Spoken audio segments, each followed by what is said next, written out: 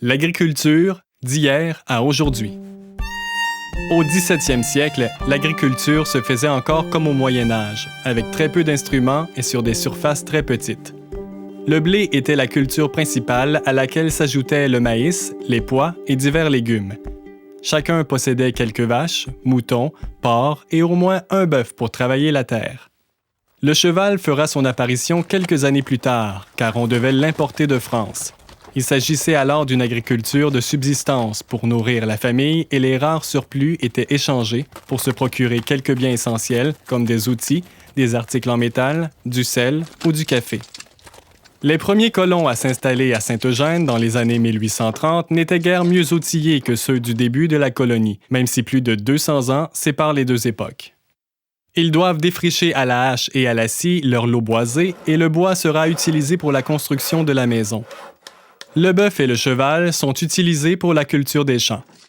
Avec quelques vaches, moutons, porcs, poules, dindes, oies et les récoltes, la ferme permet de se loger, se nourrir et se vêtir. La production laitière. À Saint-Eugène, à la fin du 19e siècle, les cultivateurs s'orientent vers la production laitière. Cela apportera des changements dans la répartition des cultures et encouragera le fermier à augmenter son troupeau laitier et à défricher de nouvelles parcelles cultivables. En ce début du 20e siècle, les fermiers commencent à acquérir des équipements agricoles qui vont leur permettre d'être plus efficaces avec beaucoup moins d'efforts. La mécanisation agricole. Comme le faisaient les chevaux, le tracteur fera sentir sa présence dans toutes les phases de la production. Il permettra de perfectionner les machineries agricoles et d'en ajouter une foule d'autres pour faciliter la vie du fermier et améliorer la productivité. La spécialisation agricole. À la fin des années 1960, les fermes de Saint-Eugène sont généralement axées sur la production laitière, mais la production de céréales, d'œufs et l'élevage de porcs s'ajoutent à cette activité pour diversifier les sources de revenus. En 1970, le gouvernement introduit des quotas de production de lait qui seront bientôt suivis de quotas pour les œufs et les volailles afin de protéger ces activités de la concurrence et maintenir des prix stables.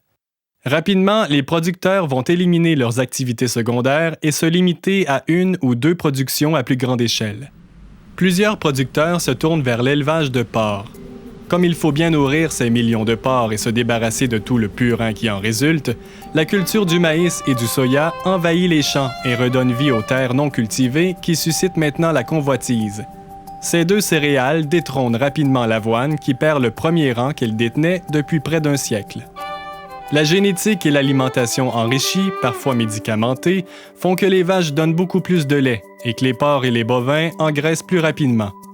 L'utilisation à profusion d'engrais chimiques, d'herbicides et de pesticides donne des récoltes plus abondantes.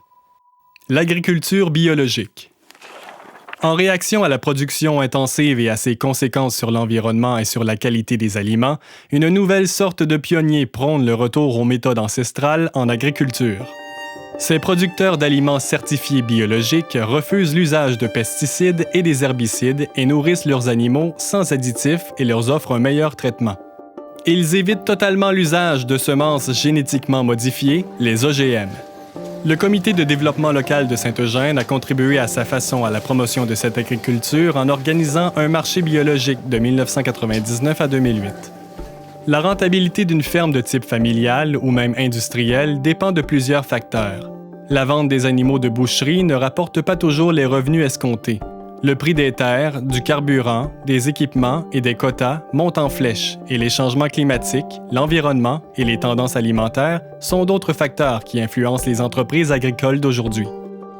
Pour s'établir en agriculture comme propriétaires, les jeunes doivent compter sur des conditions favorables de transfert que leurs parents leur offrent en rognant sur leur capital de retraite.